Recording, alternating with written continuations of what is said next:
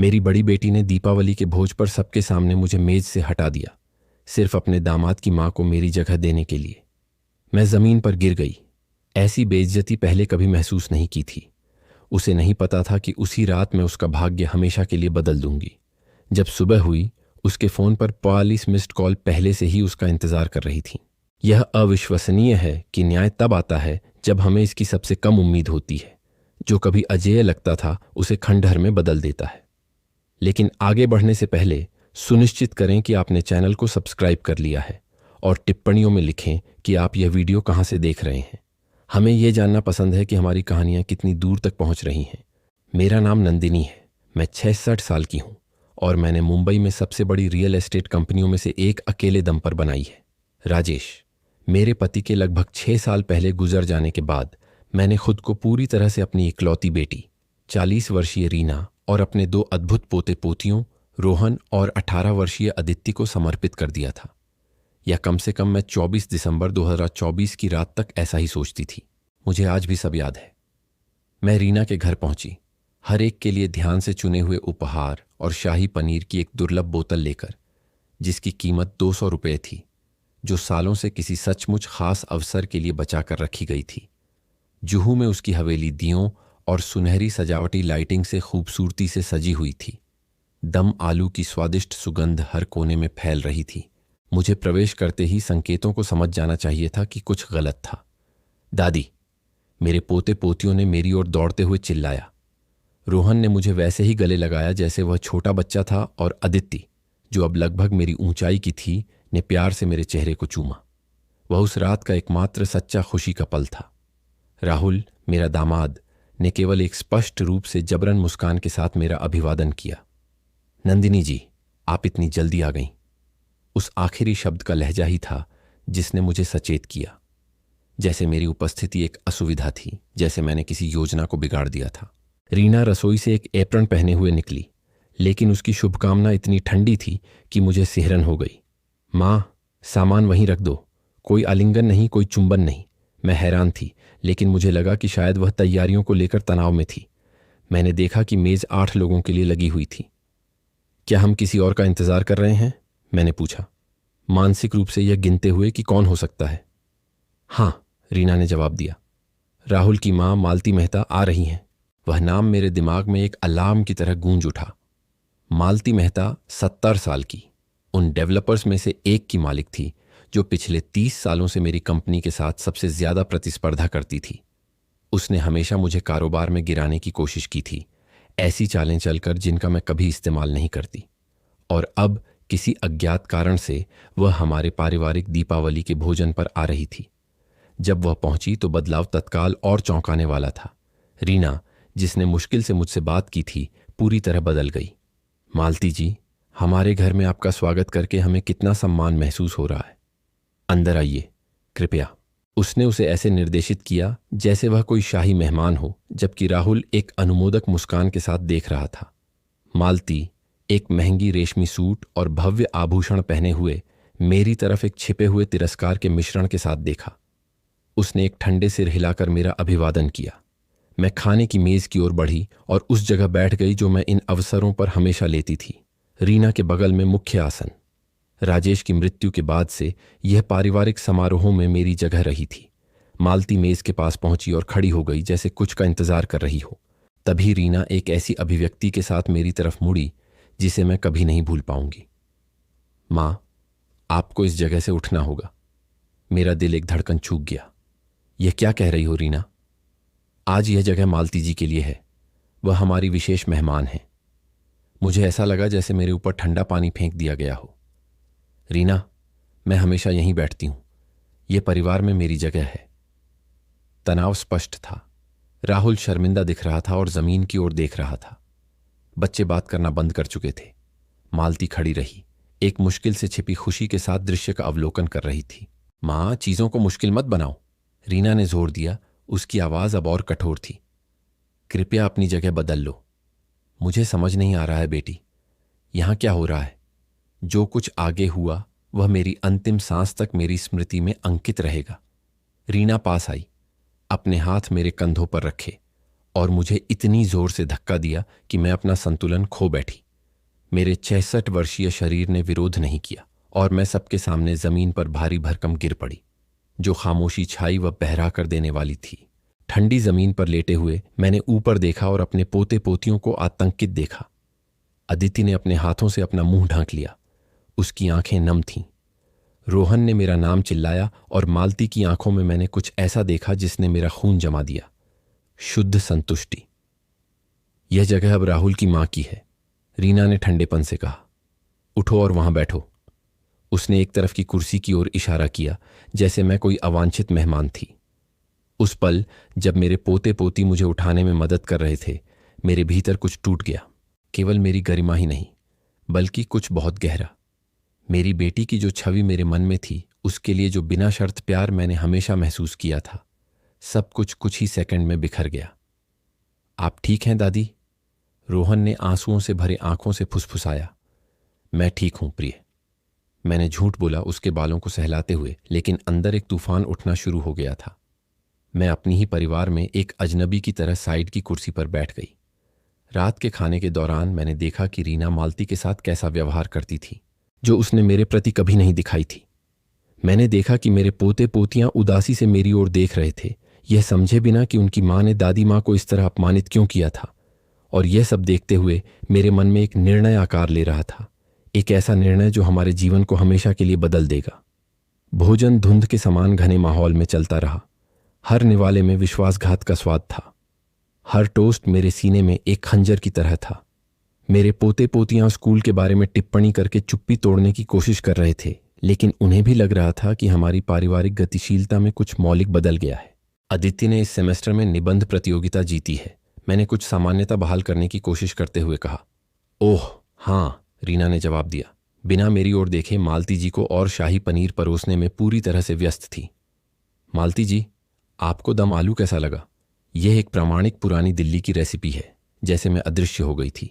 4 दशकों तक मैंने उस स्त्री को पाला था। मैंने उसे सब कुछ दिया था, प्यार, बेहतरीन स्कूलों में शिक्षा, पेशेवर अवसर, भावनात्मक और वित्तीय समर्थन। और अब वह मुझे अपनी ही मेज पर एक अवांछित घुसपैठिए की तरह व्यवहार कर रही थी। लेकिन इससे भी बुरा अभी आना बाकी था। मिठाई के दौरान मैंने एक बातचीत के अंश सुने जिसने मेरा खून खौला दिया। तो विलय के विवरण के साथ हम कैसे चल रहे हैं? मालती जी ने अपनी मिठाइयों का स्वाद लेते हुए पूछा। सब कुछ ठीक चल रहा है, रीना ने उत्साह से जवाब दिया। दस्तावेज लगभग तैयार हैं। विलय? मैं खुद को रोक नहीं पाई। कौन सा विलय? रीना ने मुझे ऐसे देखा जैसे वो भूल गई थी कि मैं अभी भी वहीं थी। ओह हाँ, आपको नहीं पता, हम नंदिनी कंस्ट्रक्शन को मेहता डेवलपर्स के साथ मिला रहे हैं। यह साल का सबसे बड़ा रियल एस्टेट सौदा होगा। मेरे फेफड़ों से हवा निकल गई। जिस कंपनी को मैंने 45 साल तक पसीने और आंसू से शून्य से बनाया था, उसे मेरी सबसे बड़ी प्रतिद्वंद्वी की कंपनी के साथ मिला दिया जाएगा, मुझसे परामर्श किए बिना भी। और मैं यह जान सकती हूं कि इसे किसने अधिकृत किया। मैंने अपनी आंतरिक तूफान के बावजूद अपनी आवाज को दृढ़ रखते हुए पूछा। अरे मां, मैं सीईओ हूं, याद है? आपने मुझे पिछले साल पदभार सौंपा था। मैंने प्रबंधन का पदभार सौंपा था। ऐसे बड़े निर्णय लेने का अधिकार नहीं, मुझसे परामर्श किए बिना। मैं अभी भी बहुमत शेयरधारक हूं। मालती जी ने अपनी ठंडी और गणनात्मक आवाज में हस्तक्षेप किया। नंदिनी जी, आपको यह समझने की जरूरत है कि आधुनिक व्यवसाय को नए दृष्टिकोणों की आवश्यकता होती है। रीना के पास शानदार विचार हैं जिन्हें आप पूरे सम्मान के साथ अब नहीं समझ पाती हैं। यह अंतिम सीमा थी। मैंने फैसला किया कि अब जाने का समय आ गया था, इससे पहले कि मैं पूरी तरह से नियंत्रण खो देती। मुझे लगता है कि अब मुझे जाना चाहिए, मैंने खड़े होते हुए घोषणा की। जरूर मां, अच्छे से आराम करें, रीना ने जवाब दिया, बिना मुझे दरवाजे तक छोड़ने आए भी। अदिति ही थी जो मेरे पीछे दौड़ी। दादी, आप जा रही हैं। मैंने सोचा था कि आप हमेशा की तरह देर तक रुकेंगी। आज नहीं मेरी प्यारी, मुझे कुछ महत्वपूर्ण काम निपटाने हैं। आप खाने पर जो हुआ उससे दुखी हैं। मेरी पोती के सीधे सवाल ने मुझे अप्रत्याशित रूप से पकड़ लिया। एक किशोरी को भी उस स्थिति का अन्याय समझ आ गया था। मैं दुखी नहीं हूं अदिति, मैं निराश हूं, लेकिन कभी कभी निराशाएं हमें महत्वपूर्ण सच्चाई सिखाती हैं। मुझे समझ नहीं आया, तुम्हें जल्द ही समझ आ जाएगा मेरे बच्चे। मैं तुमसे बहुत प्यार करती हूं, इसे कभी मत भूलना। मैं उस घर से दर्द और दृढ़ संकल्प के अजीब मिश्रण के साथ बाहर निकली। दिसंबर की ठंडी हवा मेरे फेफड़ों में भर गई जब मैं अपनी कार की ओर चली। ड्राइवर की सीट पर कार स्टार्ट करने से पहले मैंने अपना मोबाइल फोन निकाला और उस रात की कई कॉलों में से पहली की। डॉ शर्मा, मैं नंदिनी बोल रही हूं। दीपावली की पूर्व संध्या पर फोन करने के लिए माफी चाहती हूं, लेकिन मुझे तुरंत आपकी सेवाओं की आवश्यकता है। हाँ, यह एक आपातकाल है। अनिल शर्मा मेरे 30 से अधिक वर्षों से वकील थे, एक शानदार और वफादार व्यक्ति जो मेरे व्यवसाय के हर कानूनी विवरण को जानता था। नंदिनी जी, क्या हुआ? रीना मेरी अनुमति के बिना मेहता डेवलपर्स के साथ विलय की योजना बना रही है। मुझे चाहिए कि आप कंपनी में उसके सभी अधिकारों को रद्द करने के लिए दस्तावेज तैयार करें। सभी, बिना किसी अपवाद के। एक लंबा विराम था। नंदिनी जी, क्या आप निश्चित हैं? इसका मतलब है, मैं ठीक से जानती हूं कि इसका क्या मतलब है। मैं यह भी चाहती हूं कि आप उसके नाम पर मेरे द्वारा हस्ताक्षरित सभी गारंटियों को रद्द कर दें। घर, कारें, कॉरपोरेट कार्ड, सब कुछ। आप दोनों के बीच क्या हुआ? मेरी बेटी ने अभी अभी मुझे दिखाया है कि वह वास्तव में कौन है, और मैं उसे दिखाऊंगी कि मैं कौन हूं। मेरी दूसरी कॉल मेरी वित्तीय निदेशक कविता कपूर को थी। देर रात होने के बावजूद उसने तुरंत जवाब दिया। श्रीमती नंदिनी, सब ठीक है? कविता, मुझे चाहिए कि तुम कल सुबह रीना के साथ सभी संयुक्त खातों को फ्रीज कर दो। उसका वेतन और कार्यकारी भत्ते भी निलंबित कर दो। कोई कानूनी समस्या है जो मुझे पता होनी चाहिए? नहीं कविता, मैं बस उस चीज पर नियंत्रण वापस ले रही हूं जो मेरी है। तीसरी कॉल मीनाक्षी वर्मा को थी, जो कंपनी में मेरी दूसरे नंबर की अधिकारी थी, एक सक्षम महिला जो शुरुआत से ही मेरे साथ थी। मीनाक्षी, इस समय फोन करने के लिए माफी चाहती हूं। क्या आप कल सुबह जल्दी कार्यालय आ सकती हैं? मुझे चाहिए कि आप रीना की सभी व्यक्तिगत चीजें उसके कार्यालय से हटा दें। क्या आप उसे बर्खास्त करने जा रही हैं? वह अब मुख्य कार्यकारी अधिकारी नहीं है। तुम कल से उसकी जगह लोगी। तत्काल प्रभाव से कदाचार के कारण बर्खास्तगी पत्र तैयार करो। समझ गई श्रीमती नंदिनी। कुछ और?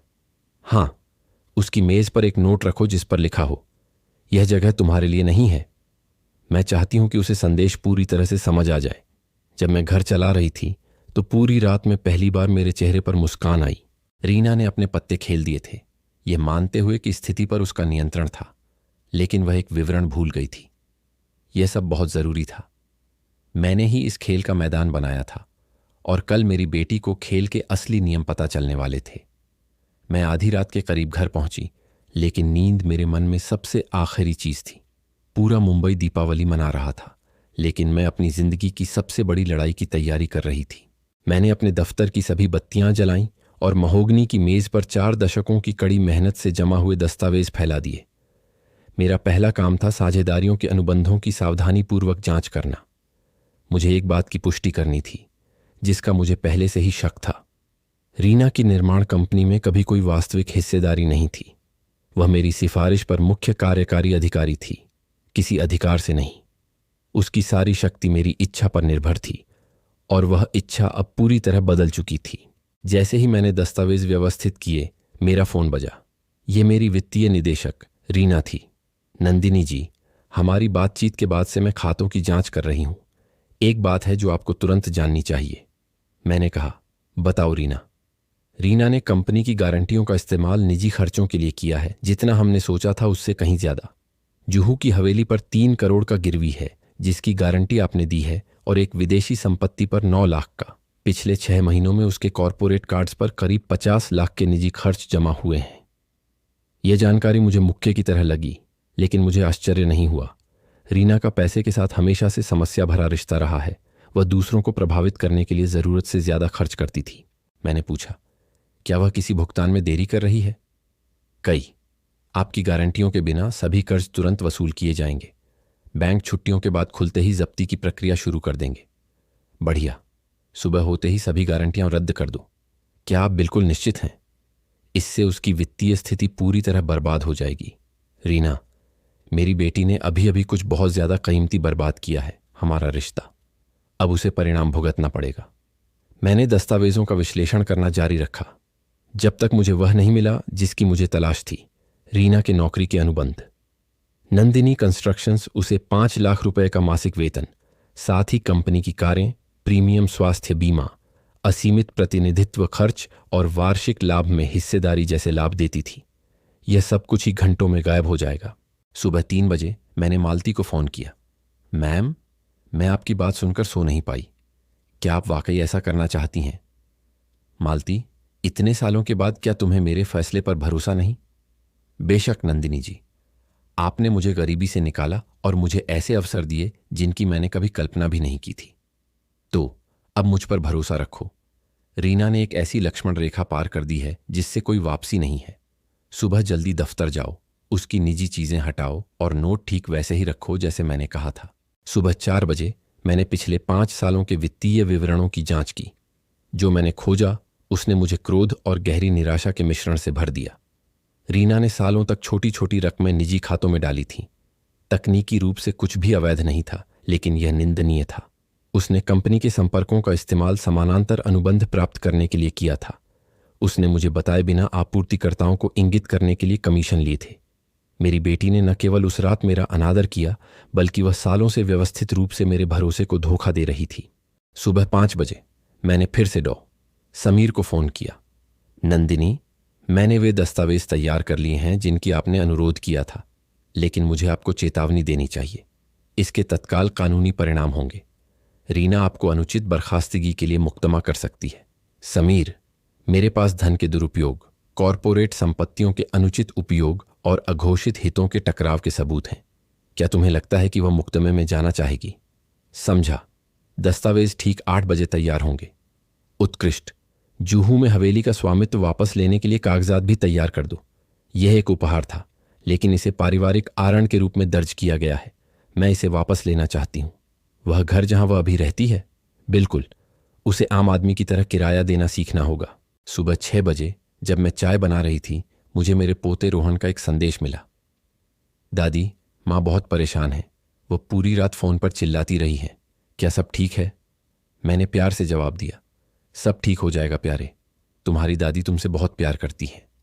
सुबह 7 बजे मैंने पूरे ऑपरेशन की सबसे संतोषजनक कॉल की। Reserve Bank of India. शुभ प्रभात, मैं नंदिनी हूं। मुझे रीना के नाम पर मेरे द्वारा हस्ताक्षरित सभी गारंटियों को तुरंत रद्द करने की आवश्यकता है। श्रीमती नंदिनी, इसका मतलब होगा कि भुगतान तुरंत मुख्य देनदार के खिलाफ वसूल किए जाएंगे। मुझे अच्छी तरह पता है। आगे बढ़ो। बहुत अच्छा।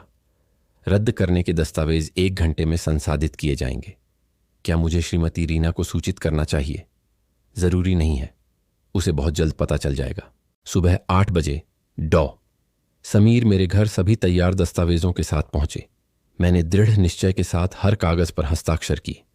कार्यकारी शक्तियों का रद्द करना, बैंक प्राधिकरण का निरसन, उचित कारण से बर्खास्तगी, पारिवारिक आरण के रूप में दी गई संपत्तियों की वसूली। नंदिनी, एक बार जब आप इस पर हस्ताक्षर कर देती हैं तो कोई वापसी नहीं है। समीर, कुछ घंटे पहले मेरी बेटी ने मेरे पोते पोतियों के सामने मुझे जमीन पर धकेल दिया ताकि मेरी सबसे बड़ी प्रतिद्वंद्वी को मेरी जगह मिल सके। क्या तुम्हें लगता है कि मैं वापस लौटूंगी? मैंने सुबह 8:30 बजे आखिरी दस्तावेज पर हस्ताक्षर किए। ठीक 9 बजे मैंने मालती को फोन करके पुष्टि की कि दफ्तर में सब कुछ तैयार है। मैम, मैंने उसकी सभी चीजें हटा दी हैं, कंप्यूटर, प्रमाण पत्र, यहां तक कि वह पौधा भी जो उसकी खिड़की पर था। सब कुछ गोदाम में बक्सों में है और नोट ठीक मेज के केंद्र में रखा गया है जैसा आपने कहा था। उत्कृष्ट। जब वह पहुंचे तो उसे सामान्य रूप से अंदर आने दो। कुछ भी मत समझाओ, उसे खुद ही स्थिति का पता चलने दो। सुबह 9:30 बजे मुझे रीना से पुष्टि मिली। नंदिनी जी, सभी गारंटियां आधिकारिक तौर पर रद्द कर दी गई थीं। सुबह 10 बजे से बैंक कार्रवाई शुरू कर देंगे। ठीक 10 बजे मैंने अपना सबसे अच्छा सूट पहना। आज कोई सामान्य दिन नहीं था। यह वह दिन था जब रीना राजेश को परिणाम शब्द का असली अर्थ पता चलने वाला था। मैंने आखिरी कप कॉफी पी और अपने दफ्तर की खिड़की से उगते सूरज को देखा। बिना नींद की रात के बाद भी मैं अजीब तरह से ऊर्जावान महसूस कर रही थी। उदासी या दर्द का कोई निशान नहीं था, बस एक क्रिस्टल स्पष्टता थी कि क्या किया जाना था। मेरा फोन साइलेंट पर था, लेकिन मैं स्क्रीन पर सूचनाएं जमा होते हुए देख सकती थी। संदेश, मिस्ड कॉल, ईमेल। तूफान शुरू हो चुका था। रीना अपने जीवन के सबसे बुरे दिन के लिए जागने वाली थी और मैं धैर्यपूर्वक उसकी प्रतिक्रिया देखने का इंतजार करूंगी। जब उसे अंततः समझ आएगा कि कर्मों के परिणाम होते हैं और अपनी मां को कम आंकना उसके अस्तित्व की सबसे महंगी गलती थी। रीना 25 दिसंबर की उस सुबह एक अजीब सी बेचैनी के साथ जागी। यह पिछली रात के शैंपेन का हैंगओवर नहीं था, बल्कि कुछ गहरा था, जैसे उसके अवचेतन ने खतरे के संकेत पकड़े थे जिन्हें उसका सचेत मन अभी तक पूरी तरह से संसाधित नहीं कर पाया था। शहर के दूसरी तरफ मैं अपने फ़ोन को ऐसे शांत भाव से देख रही थी जैसे मुझे पता था कि क्या होने वाला है। 10:15 बजे पहली सूचना आई। रीना ने मुझे फ़ोन करने की कोशिश की थी। मैंने अनदेखा कर दिया। फिर एक संदेश आया, माँ, हमें बात करनी है, कुछ अजीब हो रहा है। मैं मुस्कुराई। तूफान बस शुरू हो रहा था। मैंने जुहू में उस हवेली में दृश्य की कल्पना की। रीना को एक के बाद एक बैंकों से फ़ोन आ रहे थे। उसकी कॉरपोरेट क्रेडिट लाइन निलंबित, उसका व्यावसायिक कार्ड अवरुद्ध, बैंक द्वारा गिरवी रखी संपत्ति की तत्काल कुर्की का संचार करना क्योंकि कोई गारंटी नहीं बची थी। आईएटी की वित्तीय संस्था शेष राशि के पूर्ण भुगतान की मांग कर रही थी।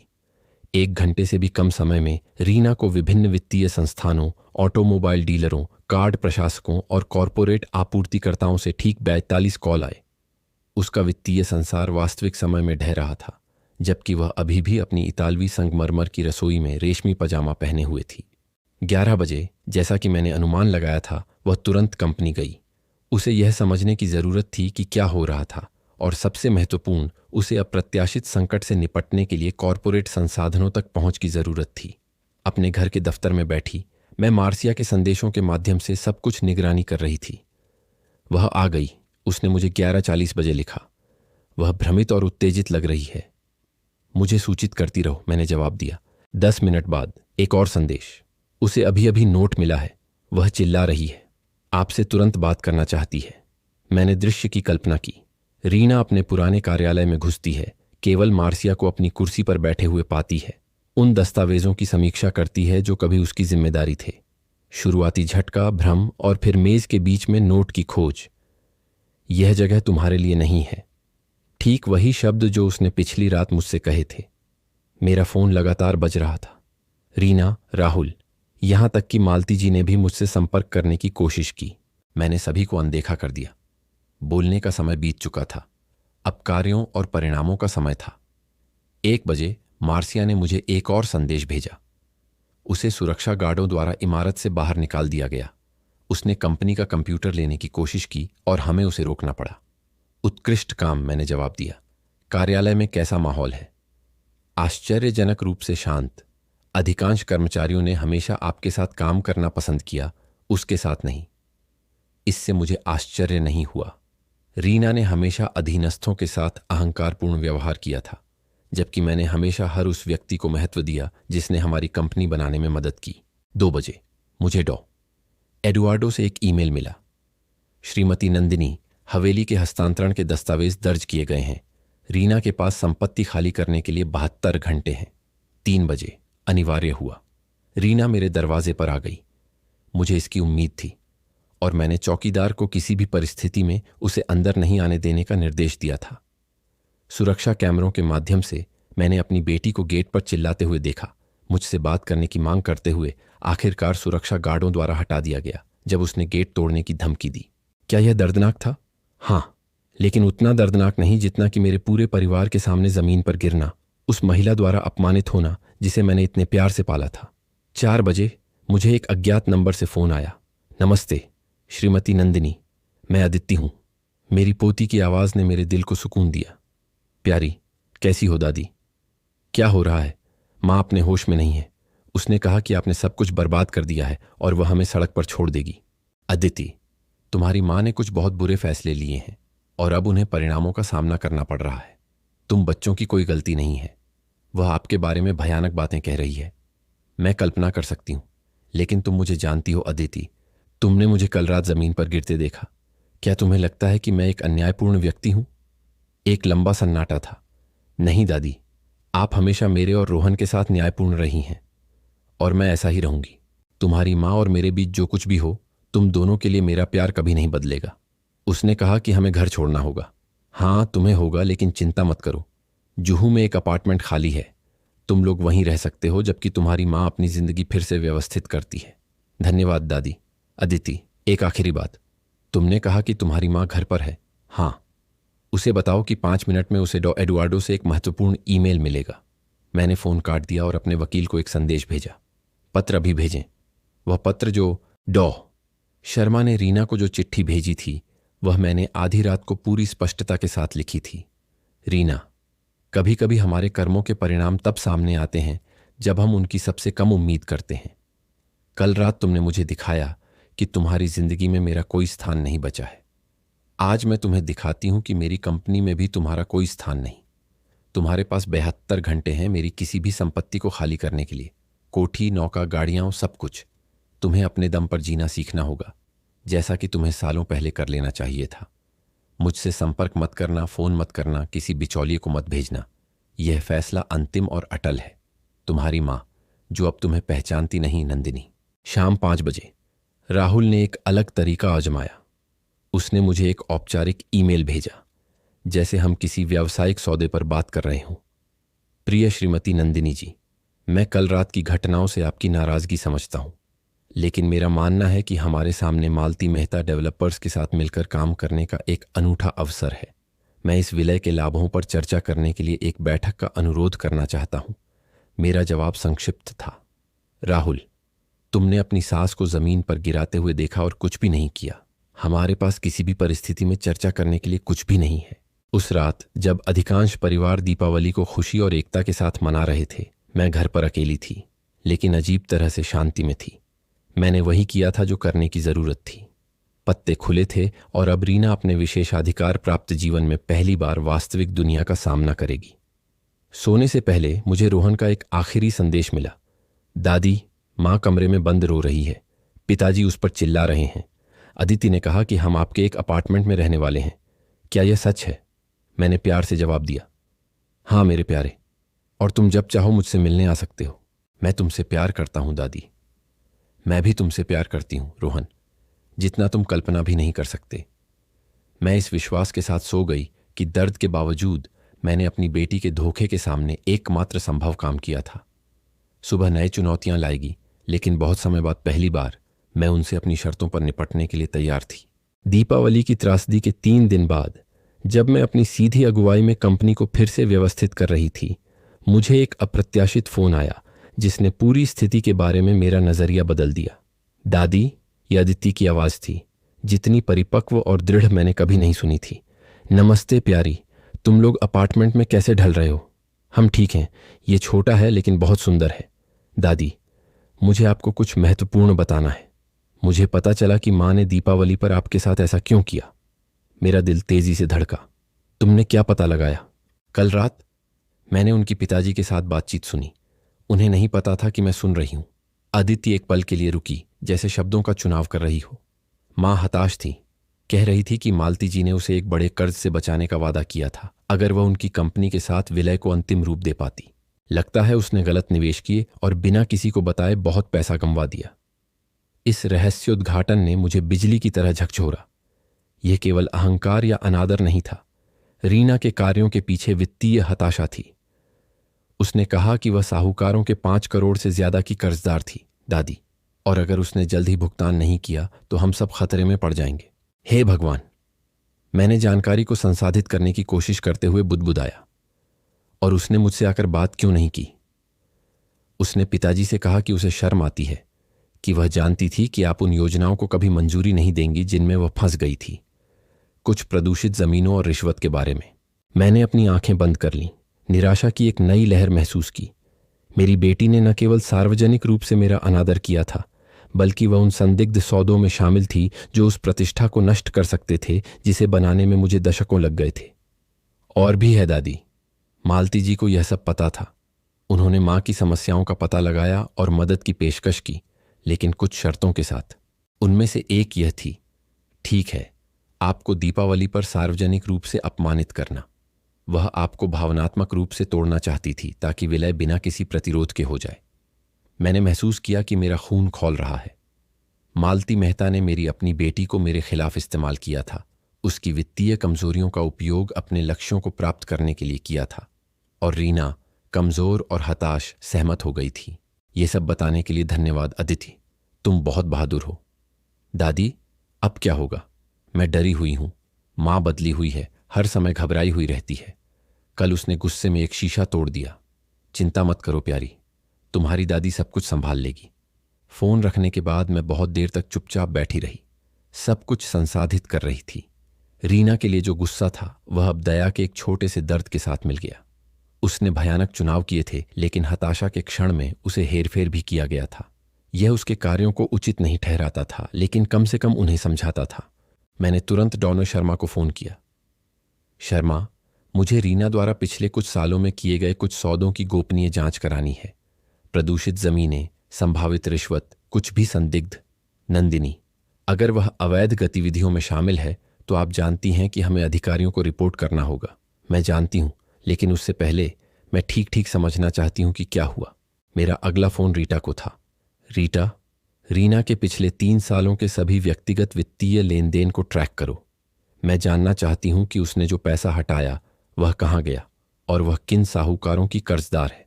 आने वाले दिनों में खोजें मेरी कल्पना से भी ज्यादा परेशान करने वाली थी। रीना ने निवेशकों के एक विदेशी समूह के साथ मिलकर कम कीमत पर दूषित जमीनें खरीदने, पर्यावरण रिपोर्ट में हेराफेरी करने और फिर उन्हें भारी मुनाफे पर बेचने की योजना में उलझ गई थी। जब अधिकारियों ने जांच शुरू की तो उसने कंपनी का पैसा निरीक्षकों को रिश्वत देने में लगाया। जब यह काफी नहीं हुआ तो वह संगठित अपराध से जुड़े साहूकारों के पास गई। मालती हमेशा कमजोरियों की तलाश में रहती थी जिनका वह फायदा उठा सके।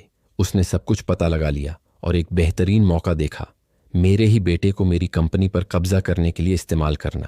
दिवाली के भव्य उत्सव में वह सार्वजनिक अपमान सिर्फ एक छोटी सी मांग नहीं थी, बल्कि मेरी आत्मा को तोड़ने के लिए एक सोची समझी शक्ति प्रदर्शन थी। दिवाली के 1 हफ्ते बाद मैंने एक ऐसा फैसला लिया जिसने सभी को हैरान कर दिया। मैंने रीना के साथ एक तटस्थ जगह पर शहर के केंद्र में एक शांत कैफे में मुलाकात तय की। वह हारी हुई, गहरी आंखों के नीचे काले घेरे और बिखरी हुई लग रही थी। वह घमंडी अधिकारी नहीं थी जिसने कभी त्रुटिहीन कपड़े पहने थे, बल्कि अपनी ही गलतियों से हारी हुई एक महिला थी। मां, उसने रुकती हुई आवाज में शुरू किया। मैंने हाथ उठाया और उसे रोक दिया। मुझे सब पता है रीना, कर्ज के बारे में, साहूकारों के बारे में, दूषित जमीनों के बारे में, रिश्वत के बारे में और सबसे महत्वपूर्ण मालती के साथ हुए समझौते के बारे में। उसका चेहरा पीला पड़ गया। आपको कैसे? इससे फर्क नहीं पड़ता। फर्क इससे पड़ता है कि तुम अपने भविष्य को ही नहीं बल्कि अपने बच्चों के भविष्य को भी नष्ट करने को तैयार थी, अपनी मूर्खतापूर्ण और लालची पसंद के कारण। उसके चेहरे पर आंसू बहने लगे। मेरे पास कोई विकल्प नहीं था मां। उन्होंने मेरे परिवार को धमकी दी थी। तुम्हारे पास हमेशा एक विकल्प था, तुम मेरे पास आ सकती थी। मैं तुम्हारी मां हूं रीना, सब कुछ के बावजूद। और अब क्या होगा? क्या आप मुझे पुलिस को दे देंगी? मैंने उसकी आंखों में गहराई से देखा, वही आंखें जो एक दिन बचपन में मुझे इतने प्यार से देखती थीं। मैं तुम्हें पुलिस को नहीं दूंगी, लेकिन तुम्हें मोक्ष की एक लंबी और कठिन प्रक्रिया से गुजरना होगा। सबसे पहले तुम्हें अपने बच्चों को सभी गंदे विवरणों के साथ सब कुछ कबूल करना होगा। वे जानने के लायक हैं कि उनके घर में किस तरह का उदाहरण है। उसने खुद को हारा हुआ महसूस किया। दूसरा, तुम कंपनी में फिर से काम करोगी, लेकिन निदेशक के रूप में नहीं। तुम शून्य से शुरू करोगी, एक कनिष्ठ प्रशासनिक सहायक के रूप में, न्यूनतम वेतन पर। शायद समय के साथ तुम उस विश्वास को फिर से हासिल कर पाओगी जिसे तुमने नष्ट कर दिया है। और साहूकारों के साथ कर्ज पहले ही चुका दिए गए हैं, तुम्हारे द्वारा नहीं बल्कि मेरे द्वारा। इसीलिए नहीं कि तुम इसके लायक हो, बल्कि इसलिए कि मैं अपने पोते पोतियों को तुम्हारी गलत पसंद के कारण खतरे में नहीं डालूंगी। उसकी आंखें चौड़ी हो गईं। आपने कैसे भुगतान किया? 5 करोड़ मेरी मन की शांति और मेरे पोते पोतियों की सुरक्षा के मुकाबले कुछ भी नहीं है। जहां तक मालती की बात है, उसे मुझ पर छोड़ दो। उसी दोपहर मैंने अपनी पुरानी प्रतिद्वंद्वी के साथ एक बैठक तय की। वह मेरे कार्यालय में उसी विजयी मुस्कान के साथ आई जो उसने दिवाली की रात दिखाई थी। नंदिनी जी, आपका आमंत्रण पाकर क्या आश्चर्य है। विलय की शर्तों पर चर्चा करने आई हैं। कोई विलय नहीं होगा मालती जी, ऐसी कोई संभावना कभी नहीं थी। आपका बेटा कुछ और सोचता है। मेरी बेटी को अब ऐसे फैसले लेने का कोई अधिकार नहीं है। लेकिन मैंने आपको यहां व्यापार की बात करने के लिए नहीं बुलाया है। मैंने मेज पर दस्तावेजों के साथ एक फाइल रखी। यह एक औपचारिक शिकायत है जो कल लोक अभियोजक के कार्यालय में प्रस्तुत की जाएगी। पिछले 5 वर्षों में आपने अपनी परियोजनाओं के लिए अनियमित अनुमोदन प्राप्त करने के लिए सरकारी अधिकारियों को कैसे रिश्वत दी, इसका विवरण है। उसके चेहरे का रंग उड़ गया। ये एक झांसा है। मेरे पास सबूत हैं मालती जी, गवाह, दस्तावेज, बैंक हस्तांतरण, सब कुछ। आप अकेली नहीं हैं जो यह खेल खेलना जानती हैं। आपको क्या चाहिए? मैं चाहती हूं कि आप मेरे परिवार से पूरी तरह दूर रहें। कोई संपर्क नहीं, कोई चालबाजी नहीं, कोई हेरफेर नहीं। अगर मुझे पता चला कि आपने मेरे किसी भी पोते पोती का नाम भी लिया है तो ये फाइल उसी दिन अभियोजक के हाथों में होगी। उसने मुझे नफरत भरी नजरों से देखा। आप इससे बच नहीं पाएंगी नंदिनी जी। मैं पहले ही बच चुकी हूं मालती जी। हम दोनों में फर्क यह है कि मैंने अपनी सल्तनत कड़ी मेहनत और नैतिकता से बनाई है। आपने अपनी लोगों को हेर फेर करके और नष्ट करके बनाई है। अनुमान लगाओ कि उनमें से कौन सी अधिक समय तक चलेगी। वह मेरे कार्यालय से हार कर निकली, लेकिन मैं जानती थी कि युद्ध खत्म नहीं हुआ था। मालती खतरनाक थी, खासकर जब वह कोनों में फंस जाती थी, लेकिन मैं तैयार थी। दशकों के व्यवसाय ने मुझे हमेशा एक योजना बी, सी और डी रखना सिखाया था। उस रात अपने अपार्टमेंट की खिड़की से बाहर देखते हुए मैंने सोचा कि जीवन कुछ ही दिनों में कैसे बदल सकता है। 1 हफ्ते पहले मैं एक दादी थी जो परिवार के साथ दिवाली की खुशी खुशी तैयारी कर रही थी। अब मैं एक व्यापारिक और पारिवारिक युद्ध के बीच में थी। न केवल अपने व्यवसाय को बचाने की कोशिश कर रही थी, बल्कि उस चीज के मलबे को भी बचाने की कोशिश कर रही थी जो एक समय एक एकजुट परिवार था। पुनर्निर्माण का रास्ता लंबा और कठिन होगा। रीना को फिर से अपना मूल्य साबित करना होगा, न केवल एक अधिकारी के रूप में, बल्कि एक व्यक्ति के रूप में भी। मेरे पोते पोतियों को स्थिरता और अच्छे उदाहरणों की आवश्यकता होगी और मुझे माफ करने की ताकत ढूंढनी होगी। भले ही मैं जानती थी कि कुछ घाव कभी पूरी तरह से नहीं भरते। उस घातक दिवाली की रात के बाद 1 साल बीत गया। दिसंबर फिर से मुंबई को अपनी उत्सव की गर्मी से ढक गया। सड़कों पर रंगीन रोशनी से सजी हुई थी और नवीनीकरण की भावना हवा में फैली हुई थी। मैं नंदिनी कंस्ट्रक्शंस के मुख्य गलियारे से चल रही थी। कर्मचारियों की हलचल देख रही थी जो साल के अंत की छुट्टी के लिए तैयारी कर रहे थे। मैं गलियारे के अंत में एक छोटे से कमरे के सामने रुक गई, जहां रीना एक साधारण मेज पर दस्तावेजों को सावधानीपूर्वक व्यवस्थित कर रही थी। वहां कोई विलासिता नहीं थी। उस कार्यकारी कार्यालय का कोई संकेत नहीं था जिस पर उसने एक दिन कब्जा किया था। उसके बालों में अब कनपटियों पर सफेद बाल थे और उसके चेहरे पर अनुभव की रेखाएं आ गई थीं जो 1 साल पहले नहीं थीं। क्या 12 प्रोजेक्ट की रिपोर्ट तैयार है? मैंने दरवाजे की चौखट पर टेक लगाकर पूछा। मेरी उपस्थिति से वह हैरान होकर ऊपर देखने लगी। लगभग तैयार है मां, बस समय सारणी के कुछ विवरण बाकी हैं। ठीक है, मुझे कल की बैठक के लिए यह चाहिए। पिछले 12 महीनों में रीना में गहरा बदलाव आया था। एक प्रशासनिक सहायक के रूप में शुरू करते हुए उसने अपनी योग्यता साबित करने के लिए अथक परिश्रम किया, बिना किसी विशेष सुविधा या आसान रास्ते के, बस कड़ी और ईमानदार मेहनत से। धीरे धीरे उसने अपने सहकर्मियों और इससे भी महत्वपूर्ण अपने बच्चों का सम्मान वापस जीत लिया। अदिति और रोहन के साथ उसकी बातचीत, जिसमें उसने अपनी सभी गलतियां स्वीकार कीं, सभी के लिए बहुत दर्दनाक थी। बच्चे यह जानकर स्तब्ध थे कि उनके पिता, जिनकी वे प्रशंसा करते थे, गंदे धंधों में लिप्त थे और हताशा और लालच के कारण दादी का विश्वास तोड़ा था। लेकिन समय के साथ सुधार के प्रति उसकी सच्ची लगन ने क्षमा के लिए जगह बनाई। मालती मेहता का भाग्य अलग था। हमारी बातचीत के 3 महीने बाद उसे भ्रष्टाचार के आरोप में नामजद किया गया, जिसका मेरे पास मौजूद सबूतों से कोई लेना देना नहीं था। उसके अन्य अवैध सौदे सामने आए और जांच शुरू होने पर उसकी कंपनी का मूल्य गिर गया। भाग्य की एक विडंबना जिसे मैंने सावधानीपूर्वक दूरी से देखा। मां, रीना ने मेरे विचारों को तोड़ते हुए बुलाया। क्या मैं कुछ पूछ सकती हूं? जरूर। क्या आपको लगता है कि आप कभी मुझे पूरी तरह से माफ कर पाएंगी जो मैंने किया? प्रश्न हम दोनों के बीच हवा में तैर गया, उस मुश्किल साल की सभी अनसुलझी भावनाओं से भरा हुआ। मैंने जवाब देने से पहले गहरी सांस ली। रीना, क्षमा कोई ऐसी चीज नहीं है जो एक बार में हो जाती है, जैसे कोई स्विच चालू करना। यह एक सतत प्रक्रिया है। ऐसे दिन होते हैं जब मैं तुम्हें देखती हूं और केवल अपनी बेटी को देखती हूं, जिसे मैंने इतने प्यार से पाला है। दूसरे दिनों में उस रात की याददाश्त अभी भी ऐसे दर्द देती है जैसे कल ही की बात हो। उसने शर्म से अपनी आंखें झुका लीं। लेकिन मुझे उस स्त्री पर गर्व है जो तुम अब बन रही हो।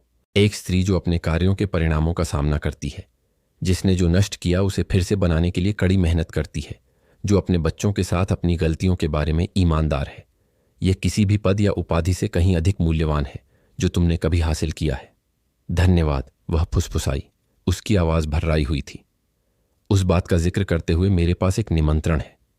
मैं इस साल दीपावली पर घर पर रात्रि भोज की सोच रही हूं। बस हम चारों, तुम, मैं, अदिति और रोहन। क्या कहती हो?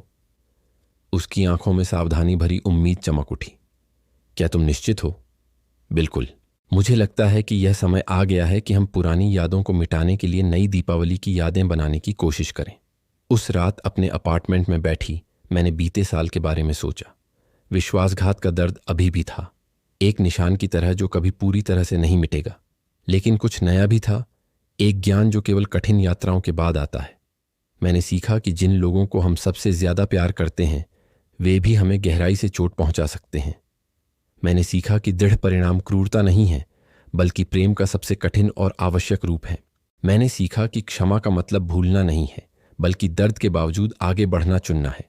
अगले हफ्ते मैंने अदिति और रोहन को एक विशेष दोपहर के भोजन के लिए आमंत्रित किया। वे बड़े हो गए थे, अधिक परिपक्व, पिछले साल के अनुभवों से प्रभावित थे। दादी, अदिति ने मिठाई खाते हुए कहा, क्या आपको लगता है कि हमारा परिवार कभी ठीक हो पाएगा? मैंने अपनी पोती को देखा, अब 19 साल की, अपनी उम्र से कहीं अधिक समझदार एक युवा महिला। ठीक से क्या मतलब है प्रिय? आप जानती हैं, सामान्य, जैसे पहले था। मैंने धीरे से मुस्कुराया। नहीं, हम पहले जैसे नहीं होंगे, और यह जरूरी नहीं कि बुरा हो। पहले पूर्णता का दिखावा था, लेकिन उसमें झूठ, रहस्य और अनादर छुपा था। मैं एक सुंदर मुखौटे के पीछे छिपी सड़ांत की तुलना में एक अपूर्ण लेकिन अधिक ईमानदार परिवार पसंद करती हूं। मां सचमुच बदल गई हैं, रोहन ने टिप्पणी की। वह अब हर रात मेरे होमवर्क में मदद करती है। पहले वे हमेशा बहुत व्यस्त रहती थीं। कभी कभी हमें सब कुछ खोना पड़ता है ताकि यह पता चले कि वास्तव में क्या महत्वपूर्ण है, मैंने जवाब दिया। दीपावली की पूर्व संध्या पर मैंने अपने घर को विशेष सावधानी से सजाया। कोई अत्यधिक विलासिता या फिजूल खर्ची नहीं थी, केवल सरल और सार्थक सजावट। उनमें से कुछ तो मेरे पोते पोतियों ने सालों से हाथ से बनाई थी। मेज 4 लोगों के लिए लगाई गई थी। सिरहाने कोई सम्मान की जगह नहीं थी। सभी सीटें समान थीं, जो आपसी सम्मान पर आधारित एक नई शुरुआत का प्रतीक थीं। रीना सबसे पहले पहुंची, एक सामान्य बोतल और एक छोटा लिफाफा लेकर। यह आपके लिए है, उसने मुझे पैकेज देते हुए कहा। यह महंगा नहीं है, लेकिन इसका महत्व है। अंदर एक हस्त निर्मित फोटो फ्रेम था, जिसे उसने खुद एक सप्ताहांत पाठ्यक्रम में बनाना शुरू किया था।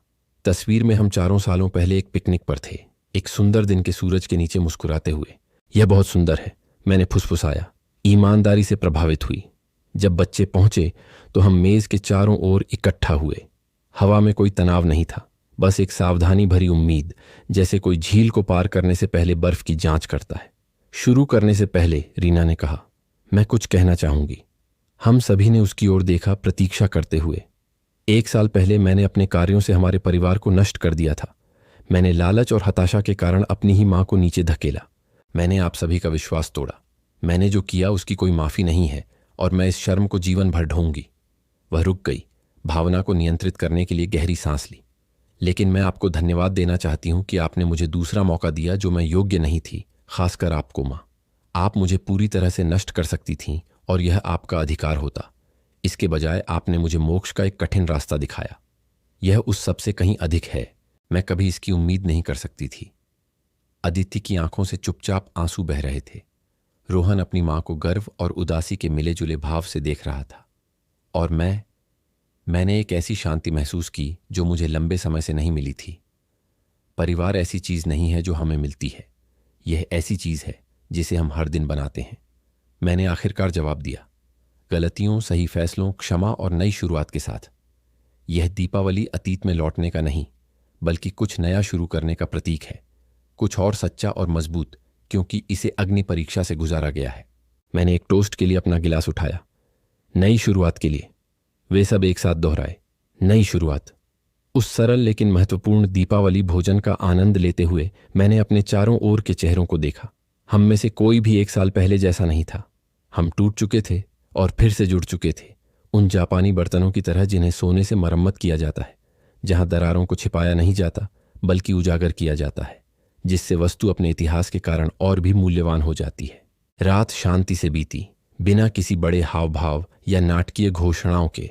बस एक अपूर्ण परिवार एक दूसरे के पास वापस जाने का रास्ता खोजने की कोशिश कर रहा था।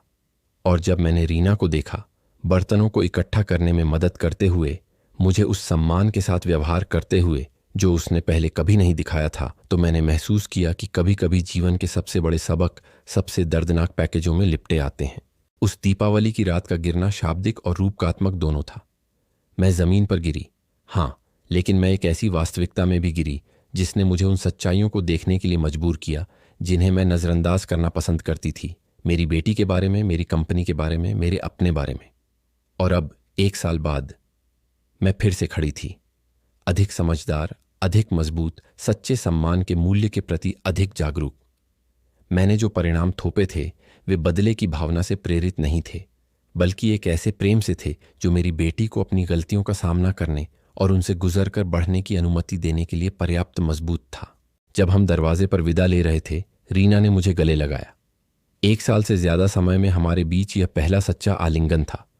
धन्यवाद माँ, उसने फुसफुसाया, मुझे मेरे जीवन का सबसे महत्वपूर्ण सबक सिखाने के लिए। कौन सा? कि सच्चा सम्मान न तो मांगा जा सकता है और न ही जबरदस्ती लिया जा सकता है। यह केवल दिन ब दिन उन कार्यों से अर्जित किया जा सकता है जो हमारे सबसे गहरे मूल्यों को दर्शाते हैं। मैं मुस्कुराई। अपने सीने में एक ऐसी गर्माहट महसूस कर रही थी जिसका शराब या भोजन से कोई लेना देना नहीं था। शुभ दीपावली बेटी। शुभ दीपावली माँ। मैंने दरवाज़ा बंद कर दिया और अपने घर की आरामदायक खामोशी में अकेली रह गई। 1 साल पहले मैं ज़मीन पर गिर गई थी, अपमानित और धोखा खाकर। आज मैं खड़ी थी, पहले से ज़्यादा मजबूत, एक ऐसे परिवार से घिरी हुई थी जो सम्मान और गरिमा का सच्चा अर्थ सीख रहा था। कभी कभी हमें फिर से चलना सीखने के लिए गिरना पड़ता है, और कभी कभी प्रेम की सबसे बड़ी अभिव्यक्ति यह है कि हम जिनसे प्यार करते हैं उन्हें अपनी पसंद के परिणामों का सामना करने दें, ताकि वे बढ़ सकें और वे व्यक्ति बन सकें जो उन्हें बनना था। यह मेरा सबसे बड़ा सबक था, एक ऐसा जो सबसे दर्दनाक पैकेज में लिपटा हुआ आया, लेकिन जो जीवन की सभी महान सच्चाइयों की तरह राह में बहाए गए हर आंसू के लायक था।